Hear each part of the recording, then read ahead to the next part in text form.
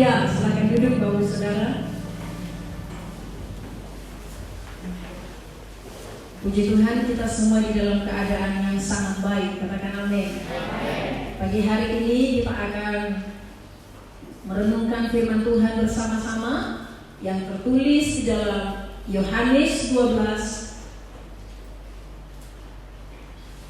Yohanes 12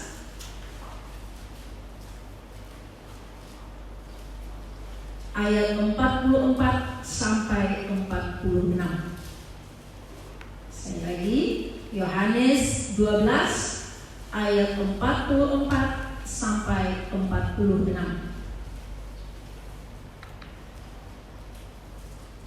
Kita baca 3 ayat saja, nanti Bapak Saudara bisa membacakannya selanjutnya di rumah. Amin. Karena singkat, maka kita akan membacakannya secara bersama-sama. Firman Yesus yang menghakimi. 1, 2, ya.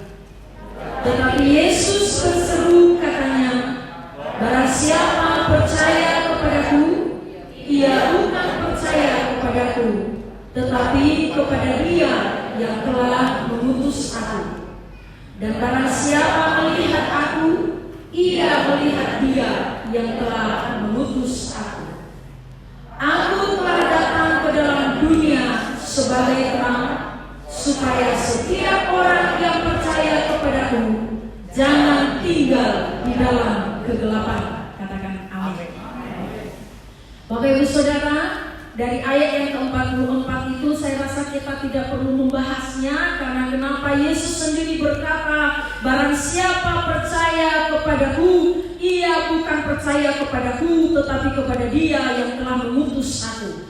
Ini Yesus berkata tentang dirinya, bahwa dirinya dengan Bapa adalah satu. Amin. Jadi bagi kita orang yang sudah percaya kepada Yesus hari ini, maka percayalah engkau dan saya juga percaya kepada Allah yang mengutus Dia. Begitu juga dengan ayat yang ke-45, dan barang siapa melihat aku, ia melihat Dia yang telah mengutus aku. Yesus berkata kepada semua orang yang berjumpa dengannya pada saat itu, bahwa ketika mereka melihat Yesus, maka mereka sedang melihat Allah yang menciptakan langit dan bumi. Maka engkau tak perlu melihat yang lain. Mana Yesusnya? Kan begitu ya. Kita berbahagia sekalipun kita tidak melihat, tetapi kita percaya, maka kita sedang menanti-nantikan kita kelak bersama-sama dengan Bapa di surga. Tetapi saya tertarik dengan ayatnya yang ke-44, Bapak Saudara, dikatakan apa di sana? Aku telah datang ke dalam dunia sebagai terang, supaya setiap orang yang percaya kepadaku jangan tinggal di dalam kegelapan. Di ayat ini maka saya akan mengangkat satu tema pemberitaan firman Tuhan pada pagi hari ini. Terimalah Yesus sebagai terang hidup saudara. Sekali lagi, terimalah Yesus sebagai terang hidup saudara, atau terimalah Yesus sebagai terang hidup kita. Itu judul pemberitaan firman Tuhan hari ini. Kenapa Bapak Ibu Saudara? Karena kita berbicara tentang percaya, kita semua percaya bahwa Yesus adalah Tuhan dan Juru Selamat. Kita sudah dibaptis, kecuali kalau masih ada yang belum dibaptis, ayo diajak dari kemarin oleh Bapak Gembala kita di tempat ini, yang ada di tengah-tengah kita, maka engkau dan saya tidak boleh mengeraskan hati. Haleluya. Kenapa Bapak Ibu Saudara ditulis bahwa Dia sudah datang ke dalam dunia, tetapi dunia tidak menerimanya, sesuai dengan Yohanes 1. Kalau Yohanes 1 ayat yang ke-4 yang membahas di sana bahwa akulah terang dunia. Yesus adalah terang dunia. Tetapi sekalipun Yesus berkata seperti itu bahwa Dia adalah terang dunia, kalau engkau dan saya tidak memastikan hidupku bahwa hari ini aku menerima Yesus sebagai terang dalam hidupku, maka Dia tidak berfungsi, Bapak Ibu Saudara. Yesus berfungsi sebagai terang hidup ketika engkau dan saya menerimanya. Katakan amin. Maka saat ini bersama-sama berkata dengan saya menerima Yesus sebagai terang hidup saya. Haleluya. Yakinkan dirimu dan diriku hari ini bahwa Yesus sebagai terang hidup kita. Kenapa? Ada beberapa alasan Bapak Ibu Saudara. Ada makna, ada gunanya, ada kuasa. Yesus berkuasa ketika Dia sebagai terang dalam hidup kita. Yang pertama di ayatnya yang ke-46 yang terakhir itu jelas dicatat di sana. Jangan tinggal di dalam kegelapan. Jadi poinnya yang pertama, kenapa engkau dan saya harus menerima Yesus sebagai terang hidup kita? Yang pertama, supaya engkau dan saya tidak tinggal di dalam kegelapan. Amin. Supaya engkau dan saya tidak tinggal di dalam kegelapan. Perbuatan kegelapan sudah nyata Bapak Ibu Saudara. Di dalam Roma pasalnya yang ke-13. Roma pasal 13 ayat 12. Saya akan membacakannya kepada saudara. Hari sudah jauh malam, telah hampir siang. Sebab itu marilah kita menanggalkan perbuatan-perbuatan kegelapan dan mengenakan perlengkapan senjata terang. Senjata terang adalah seperti yang sering dibagikan oleh Bapak Gembala kita, selengkap senjata Allah. Itu adalah selengkap senjata terang, Bapak Ibu Saudara. Ayatnya yang ke-13. Marilah kita hidup dengan yang pertama sopan, seperti pada siang hari. Jangan dalam pesta pora dan kemabukan. Ini adalah perbuatan-perbuatan kegelapan. Jangan dalam percabulan dan hawa nafsu. Jangan dalam perselisihan dan iri hati. Nah ini dia. Firman Tuhan adalah cerminan hidup kita. Katakan amin. Jadi setiap minggu kita mendengarkan firman Tuhan, kita boleh berkaca, saya ada di mana kira-kira. Nah itu Bapak Ibu Saudara. Tidak semua orang Kristen sudah hidup di dalam terang Allah. Ada bagian-bagian tertentu dalam hidup kita yang masih tinggal di dalam kegelapan. Maka izinkan Yesus berkuasa atas hidup kita hari ini untuk menerangi setiap kegelapan, sehingga kegelapan itu menyingkir dari hidup kita. Amin. Perbuatan-perbuatan kegelapan itu boleh tersingkir dari hidup orang percaya, sehingga engkau dan saya hidup di dalam terangnya yang ajaib. Katakan amin. Lanjut Bapak Ibu Saudara. Tetapi kenakanlah Tuhan Yesus Kristus sebagai perlengkapan senjata terang, dan janganlah merawat tubuhmu untuk memuaskan keinginannya. Nah ini hari-hari ini mari cek diri kita. Karena ini firman berkata Bapak Ibu Saudara, kita jangan merawat tubuh kita untuk apa? Memuaskan keinginannya. Sehingga gaya pun, style pun ada di dalam firman. Haleluya. Nah ini makanya di dalam pelepasan itu Bapak Ibu Saudara, kenapa kita tidak boleh mencat rambut? Haleluya. Ya, saya pernah mencat rambut Bapak Ibu Saudara. Karena belum mengerti. Kita kira hanya sekedar gaya, betul? Tetapi firman hari ini mengingatkan kepada kita, jangan merawat tubuhmu untuk memuaskan keinginannya. Sebenarnya contohnya, kalau kita mencat rambut itu keinginan siapa yang sedang kita ikuti? Keinginan hati ya. Supaya apa? Lebih cantik. Supaya apa? Lebih berbeda dari orang lain. Itu perbuatan daging. Mulai senyum-senyum ibu-ibu. Maafkan saya. Saya hanya menyampaikan firman Tuhan. Percayalah, saya juga pernah ada di sana. Saya pernah melakukannya Bapak Saudara. Bapak Gembala kita hari itu sudah masuk di masa pelepasan. Dan di dalam pelepasan itu mencat rambut berwarna-warni keluar. Memang muntah orangnya, memang ada rohnya. Lalu karena belum mengerti, saya tidak masuk ke dalam hal itu, saya cat rambut saya. Tapi Roh Kudus, Dia pengajar yang baik. Roh Kudus itu lembut ketika mengajari kita.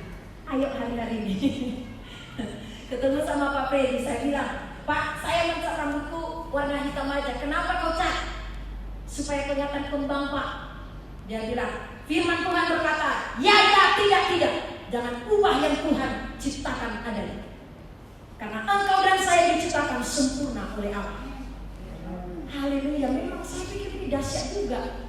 Emangnya Tuhan tidak tahu kalau seandainya saya lebih cantik dengan warna pirang, lalu dari lahir saya Tuhan tidak bisa membuat warna pirang? Dia sangat bisa. Haleluya. Ini semua, mari setiap hal yang kita lakukan setiap hari, mari berkaca kepada firman Tuhan. Amin.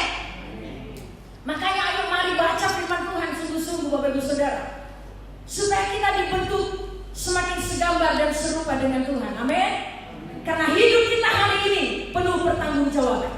Jangan sampai kita kira kita sudah berjalan di dalam terang, tapi rupanya masih gelap. Makanya di dalam ayat yang lain dalam Efesus, perhatikanlah bagaimana kamu hidup. Jangan seperti orang bebal, tetapi seperti orang arif. Orang arif itu artinya orang yang memperhatikan kehidupannya. Perhatikan apa yang kita pakai ketika kita pergi ke gereja, katakan amin. Perhatikan ketika kita pergi ke pesta, apakah hal yang kita tampilkan di sana untuk kemuliaan Allah? Saya bersyukur pakai masker sekarang. Haleluya. Sehingga nggak pusing pagi-pagi pakai lipstik warna apa. Ini luar biasa. Kalau Tuhan membentuk kita itu luar biasa, Bapak Saudara. Haleluya. Nggak mesti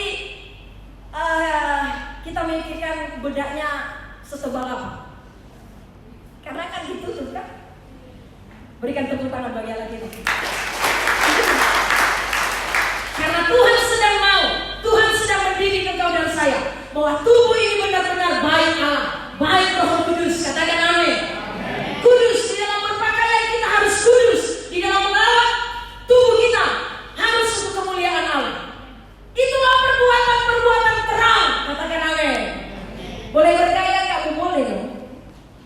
Tetapi yang sesuai, yang tidak mendatangkan dosa. Haleluya. Perbuatan kegelapan sudah nyata Bapak Ibu Saudara. Kalau Bapak Ibu Saudara bisa membaca dalam 1 Yohanes 2 ayat 11, itu jelas. Nih, kita baca bersama-sama. 1-2 ya. Tetapi barang siapa membenci saudaranya, ia berada di dalam kegelapan dan hidup dalam kegelapan. Ia tidak tahu kemana ia pergi, karena kegelapan itu telah membutakan mata. Hati-hati orang yang masih benci kepada seseorang, karena kan saudara itu bukan hanya berbicara saudara kandung, betul ya? Sesama manusia dikatakan kita bersaudara. Periksa hati kita hari ini. Ada nggak sih kebencian yang masih lengket di hati kita ini? Kalau ada, berarti saudara masih dalam kegelapan. Maka terima Yesus sebagai terang hidup kita hari ini. Karena Kolose 1 ayat 13, ini ayat favorit oleh semua hamba-hamba Tuhan di tempat ini, yang dibagikan oleh Bapak Gembala kita. Ia yang telah melepaskan kita dari kuasa kegelapan dan memindahkan kita ke dalam terang kerajaan anaknya yang kekasih. Izinkan dia membebaskan saudara hari ini. Katakan amin. Terima dia sebagai terang. Tuhan, tenangi hatiku hari ini.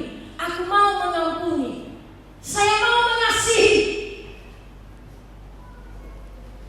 Baru kebencian. Satu dosa saja. Satu dosa kegelapan saja. Kebencian. Ayatnya yang terakhir itu dikatakan apa Bapak Ibu Saudara? Karena sudah membutakan matanya. Kebencian membuat mata gelap. Kenapa? Kalau kita sudah benci seseorang, dia berbuat baik pun pasti jahat di mata kita. Mulai dari sini kan pandang kanan pandang kita. Haleluya. Makanya tak boleh ada kebencian di hati ini. Kebencian adalah perbuatan kegelapan, Bapak Ibu Saudara. Kebencian, iri hati, semua berkaitan dengan perbuatan daging. Itulah perbuatan kegelapan. Izinkan dia membebaskan kita hari ini. Terima dia sebagai terang yang menerangi kegelapan itu, sehingga tidak ada hal yang tersembunyi pagi ini. Kalau ada yang menyakiti, kalau ada perkataan yang salah, baikkan hamba Tuhan di tempat ini. Maafkan kami. Kita saling mengampuni. Amin. Supaya kita kelak bersama-sama dengan Tuhan di surga, Bapak Ibu Saudara.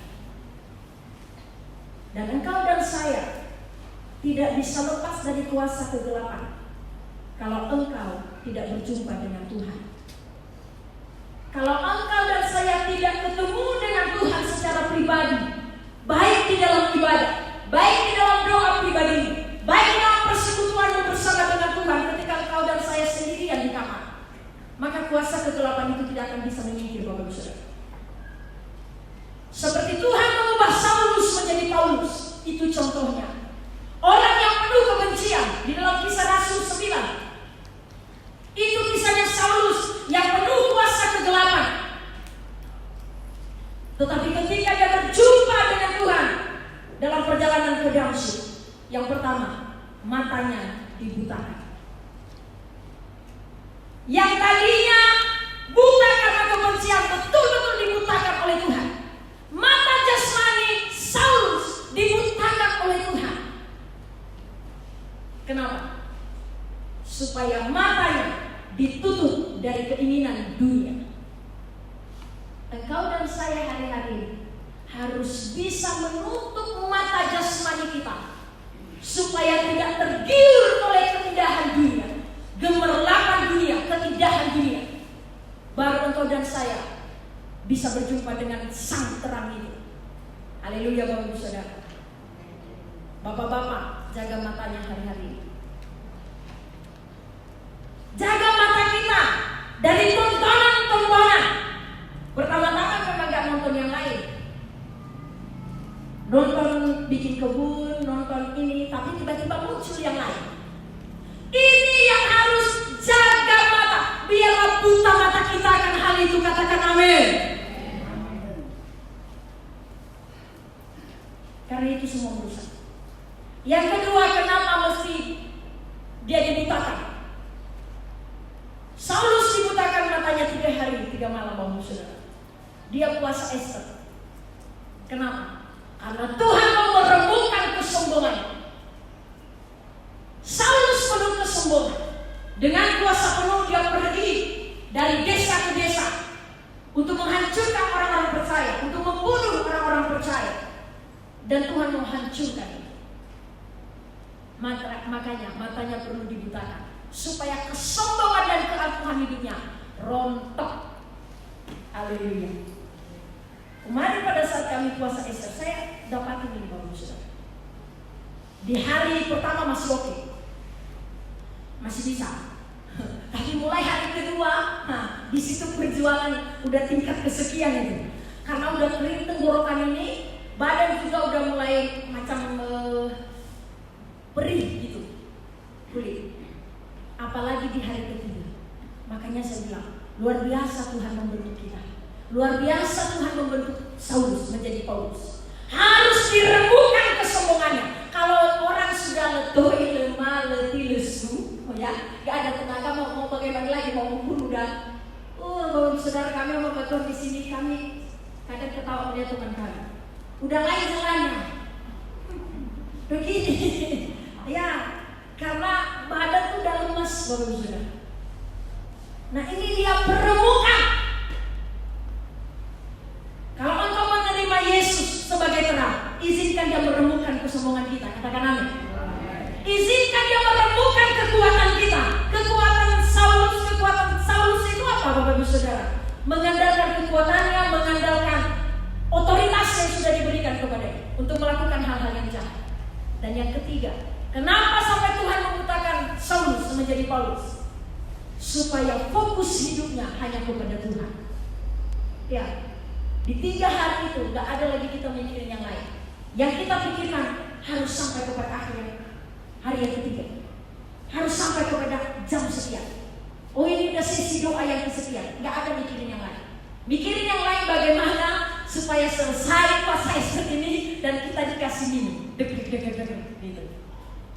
Itu melatih fokus, mengarahkan hidup kita bahwa tujuan kita, kebahagiaan kita hanya di dalam Yesus. Katakan amin. terimalah dia sebagai terang hidupmu hari ini. Supaya apa? Supaya engkau dan saya tidak tinggal di dalam kegelapan. Amin.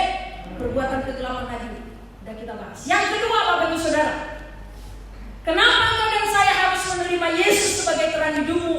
Yang kedua, karena Yesus adalah pribadi yang maha tahu. Dia Allah yang maha tahu. Di dalam Yohanes 1 ayatnya yang ke-46 Bapak Ibu Saudara sampai ayat ke-49, ini bagaimana Yesus bertemu dengan Natanael.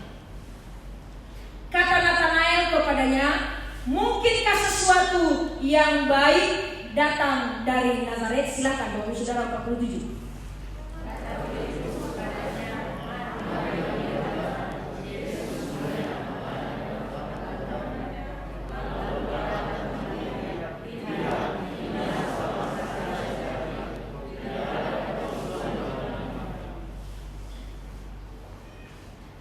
Sekarang ayat keberapa? 48. Kata Natanael kepadanya, bagaimana engkau mengenal aku? Jawab Yesus kepadanya, sebelum Filipus memanggil engkau, aku telah melihat engkau di bawah pohon ara. 49. Kata Natanael kepadanya, Rabi, engkau anak Allah, engkau raja orang Israel. Nah, ini di ayat yang ke-47 itu dikatakan apa Bapak Saudara? Kata Filipus kepadanya, mari dan lihatlah. Yesus melihat Natanael datang kepadanya, lalu berkata tentang dia, lihat, inilah seorang Israel sejati, tidak ada kepalsuan di dalamnya. Haleluya. Berikan tepuk tangan bagi Allah kita. Ini ayat dahsyat Bapak Ibu Saudara. Ini bukan hanya sekedar cerita. Dia bertemu dengan seorang Natanael yang sebelumnya dia tidak ketemu. Natanael tidak pernah ketemu sama Tuhan Yesus. Dan Yesus berkata kepada Natanael, lihat, inilah orang Israel yang sejati, tidak ada kepalsuan di dalam dirinya. Begitu saya baca ayat ini, saya menangis Bapak Ibu Saudara. Kenapa? Saya bilang, Tuhan, kalau engkau bertemu dengan saya, ada enggak Tuhan berkata seperti ini?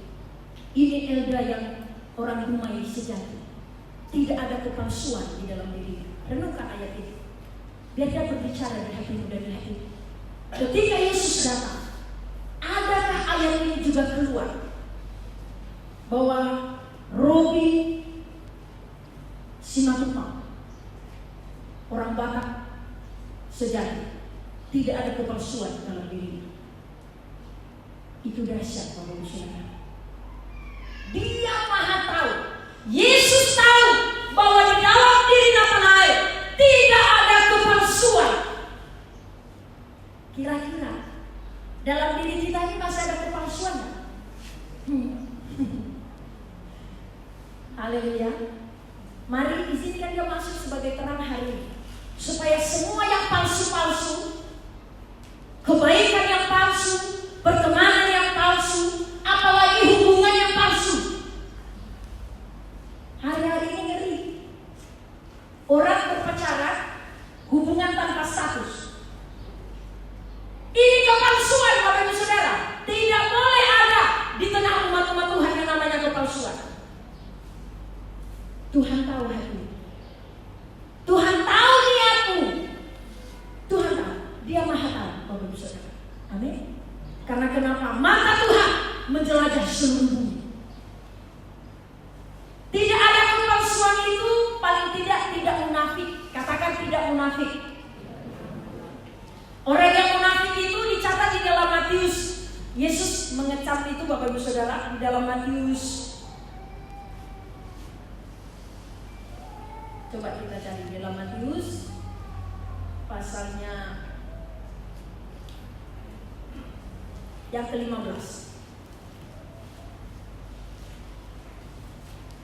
Matius 15 ayat 7, 8 dan 9. Kita baca bersama-sama 1-2 ayat. Hai orang-orang munafik, benarlah membuat Yesaya tentang kamu. Bangsa ini memuliakan aku dengan bibirnya, padahal hatinya jauh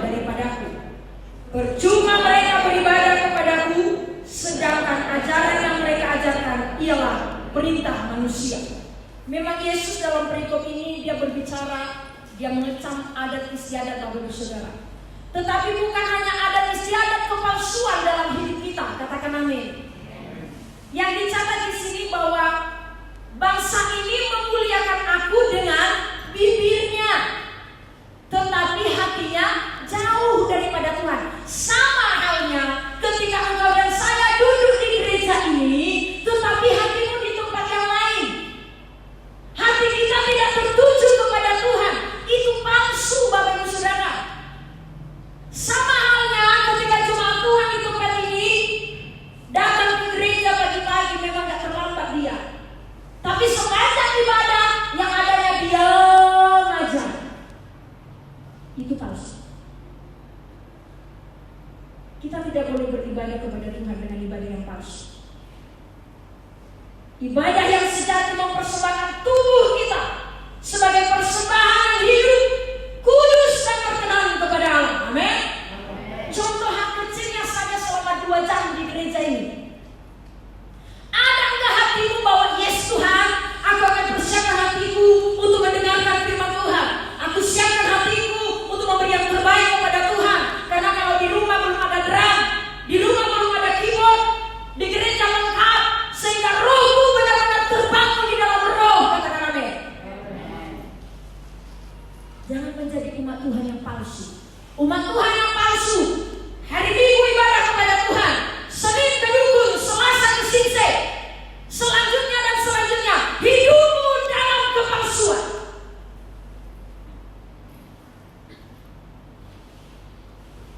Banyak hal yang palsu dalam hidup kita. Tanggalkan hari ini. Amin. Jangan hidup di dalam kepalsuan. Biarlah hidup seperti Natanael. Kita engkau dan saya bertemu dengan Tuhan. Tidak ada kepalsuan. Di dalam pertemanan tidak ada kepalsuan, Bapak Saudara. Di antara kami hamba Tuhan tidak ada kepalsuan. Di antara kita tidak ada kepalsuan. Jangan sampai kau dan saya ketemu, tapi nanti di belakang ngomongin. Kalau memang ada hal yang menyinggung perasaan, mari datangin orang, bicara. Semua bisa kita bicarakan. Semua bisa kita bicarakan. Supaya engkau dan saya tidak apa? Tidak berdosa. Haleluya. Supaya engkau dan saya benar-benar hidup di dalam terang Tuhan yang ajaib. Selain kemunafikan, apalagi Bapak Ibu Saudara, hatinya itu tulus. Ya, tidak ada kepalsuan, artinya tulus. Tulus. Kita tulus mengasihi. Katakan amin. Tulus ketika engkau mengampuni seseorang, maka jangan lagi diungkit-ungkit. Kalau kita sudah mengampuni, maka jangan lagi ungkit-ungkit. Karena kenapa? Yesus Tuhan sendiri berkata, jauh ke dalam tumir-tumir laut Tuhan melemparkan dosa kita. Dan dia tidak ingat-ingat lagi apa? Pelanggaran kita. Makanya harus ada keterbukaan. Suami istri harus ada keterbukaan. Dan ketika suami kita sudah minta maaf, maka istri harus mengampuni. Jangan itu terus yang dibahas. Bahaya Bapak Ibu Saudara. Kalau ada ibu-ibu di sini suaminya sudah minta maaf, tapi 2 minggu kemudian dia ungkit lagi. Ketika ada kesalahan yang sama, dia ungkit kesalahan yang lain. Saya bilang, engkau sedang berada dalam kegelapan. Kenapa? Karena kasih menutupi banyak dosa. Tulus. Mari kita tulus. Ketika membuat sesuatu kita bekerja, engkau dan saya harus memeriksa hati. Tulus itu tidak ada kepalsuan. Murni. Ketika kita menegur seseorang, engkau dan saya harus bertanya di hati. Kemarin ada satu ibu nelpon saya. Ada masalah di anggotanya, dia telepon. Kak, saya mau lapor ke polisi. Saya tahu dia di nadanya itu nada marah, begitu ya. Saya bilang, Roh Kudus, saya mau jawab apa ini? Lalu saya bilang sama dia, gini aja, jangan dulu bertindak apa-apa, diam dulu, berdoalah, tanya sama hatimu. Sebenarnya tujuanmu melapor itu apa? Supaya dia dihukumkah? Atau supaya dia bertobat? Nanti 10 menit lagi kita teleponan lagi. Saya bilang tenangkan dulu hatimu. Di dalam setiap keputusan, di dalam setiap perjalanan hidup kita, ada hal-hal yang mengguncang hidup kita terjadi. Engkau dan saya harus tenang dulu, Bapak Ibu Saudara. Perlu dilatih hati ini. Hati ini perlu dilatih supaya ketika engkau melaporkan pun seseorang, itu bukan berdasarkan kebencian. Saya bilang sama dia, kamu harus bertanya, ketika engkau melapor, lalu keluarganya menderita seperti apa? 10 menit kemudian dia telepon saya. Dia bilang, iya ya Kak, udah tersulut emosi tadi saya, katanya gitu. Lihat Bapak Ibu Saudara, 10 menit saja itu sudah berubah. Sudah berubah niatnya. Bukan berarti kita membela dosa, tidak, tetapi supaya hati ini di hadapan Tuhan tidak berdosa. Tuhan tidak temui kepalsuan di sana. Lalu dia berkata begini, jadi Kak, menurut Kakak seperti apa? Nah, kalau udah mereda omongannya, maka saya yakin Roh Kudus ada di sana. Saya bilang sekarang, telepon pimpinan. Jangan engkau yang melapor kepada polisi. Karena kamu punya pimpinan. Itu adalah kewajiban pimpinan. Dan itu pun Bapak Ibu Saudara. Saya bilang sama dia, kamu jangan tambah-tambahin. Biarkan kasih Tuhan yang menuntun kita hari-hari. Di dalam kita menghadapi dosa seseorang sekalipun.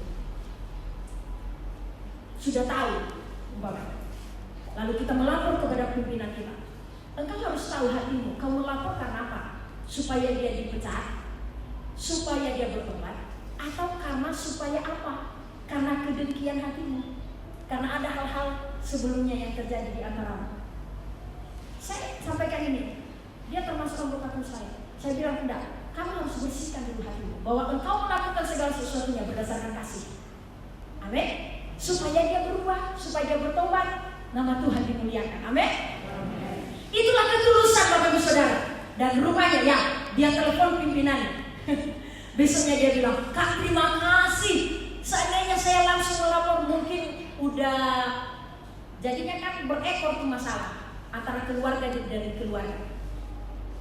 Ingat ini, kalau kita dipimpin oleh Roh Kudus, semua itu baik. Semuanya pasti baik, saudara. Jangan daging kita yang menuntun hidup kita. Jangan emosi kita. Rasain kamu ya, saatnya yang kubalas kamu. Orang yang seperti ini masih dalam kegelapan. Yang di dalam terang Tuhan itu penuh kasih. Sekalipun didikan itu juga pasti turun, saudara. Haleluya. Terima Yesus sebagai terang hidup kita, supaya kita semakin indah di hadapan Tuhan. Amin. Yang ketiga, yang terakhir, kenapa kau dan saya harus menerima Dia sebagai terang hidup kita? Karena Yesus adalah sumber penghiburan yang abadi. Karena Yesus adalah sumber penghiburan yang abadi. Di dalam 2 Tesalonika. Ini biasanya Tesalonika ini yang dibahas mengucap syukur dalam segala hal. Hari ini kita coba belajar, Bapak Ibu Saudara, 2 Tesalonika 2. 2 Tesalonika 2 ayatnya yang ke-16. Kita baca bersama-sama. 1, 2, ya. Dan Dia Tuhan kita Yesus Kristus dan Allah Bapa kita, yang dalam kasih karunia-Nya telah mengasihi kita dan yang telah menganugerahkan penghiburan abadi dan pengharapan baik kepada kita. Dicatat di sana, yang dalam kasih karunia-Nya telah mengasihi kita dan yang telah menganugerahkan penghiburan abadi. Penghiburan itu adalah rupanya anugerah. Haleluya Bapak Ibu Saudara. Makanya ketika ada orang yang sedang berduka, ada ibadah penghiburan. Di dalam perjalanan hidup kita tidak selalu bahagia mengikut Kristus. Jujur ada beberapa khotbah saya dengar di media sosial di masa-masa corona ini, saya bukan apa-apa, agak segan mendengarnya dan agak segan menyampaikannya Bapak Bapak Ibu Saudara. Karena itu di sana berbicara kelimpahan. Saya bilang gereja Tuhan sekarang harus sedang dipersiapkan di dalam menderita bersama dengan Tuhan. Katakan amin. Karena masa-masa ini bukan janjinya janji bahagia Bapak Ibu Saudara. Memang betul janji Tuhan bahagia, tetapi yang Tuhan maksud bukan bahagia di bumi. Bahagianya kita di surga. Makanya dikatakan dijanjikan anugerah penghiburan abadi. Penghiburan abadi itu berlaku ketika kau dan saya sedang dalam penderitaan. Nah, hari-hari ini Tuhan sedang izinkan gereja Tuhan masuk di dalam level yang dewasa. Orang dewasa itu siap menanggung beban, siap menanggung salib, gitu. Siap setia di dalam kesengsaraan. Itu gereja yang dewasa. Tidak melulu mukjizat demi mukjizat yang kau alami. Ada banyak penderitaan.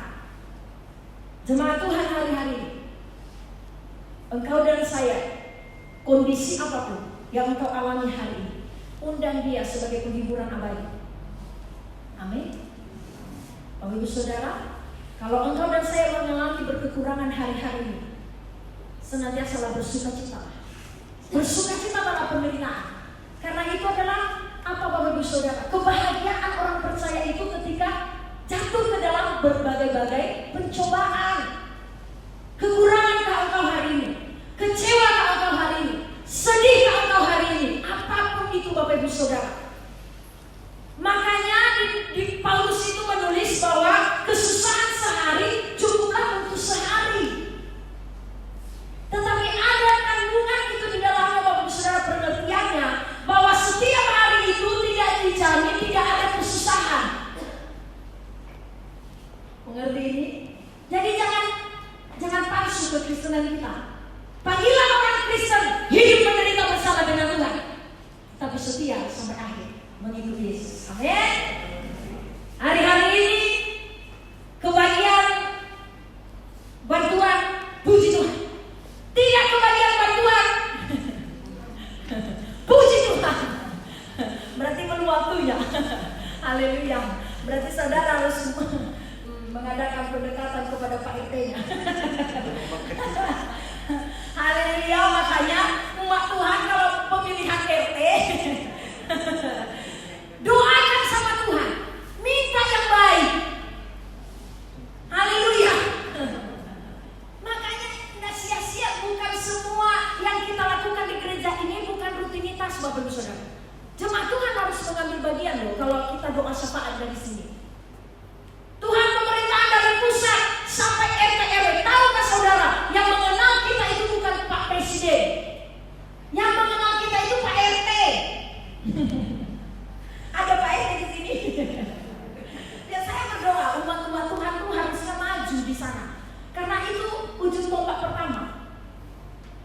Jangan juga hanya doa terus. Ada hamba Tuhan kemarin, dia mau diangkat jadi RT. Tak percaya diri dia. Saya bilang harusnya itu kesempatan untuk umat Tuhan membawa terang. Haleluya. Siapkan dirimu bapak-bapak. Kalau engkau berperilaku baik, bijaksana di lingkunganmu, bisa orang tertarik. Bapak usulkan aja diri bapak jadi RT. Luar biasa. Malah bapak ibu kok ketawa. Haleluya. Kita maju di dalam pemerintahan ini. Makanya doa sungguh-sungguh. Katakan amin. Doakan Pak RT ini. Pak RT kami Tuhan tak memperhatikan kami, jangan dia. Besok ya langsung dia telepon, Bu, ada kupon ambil. Haleluya. Mukjizat terjadi. Amin Bapak Ibu Saudara. Saya dan percaya kalau bapak-bapak, ibu-ibu di sini menerima Yesus sebagai terang hidup, maka itu dahsyat. Engkau dan saya pasti dahsyat. Haleluya. Saya tutup dengan satu ayat. Apapun keadaanmu hari ini, biarlah ayat ini memimpin hidupmu. Matius 11 ayat 28. Ini harusnya ayat favorit ini. Marilah apa? Marilah kepadaku semua yang letih lesu dan beban berat, aku akan memberi kelegaan kepadamu. Tepuk tangan bagi Allah kita.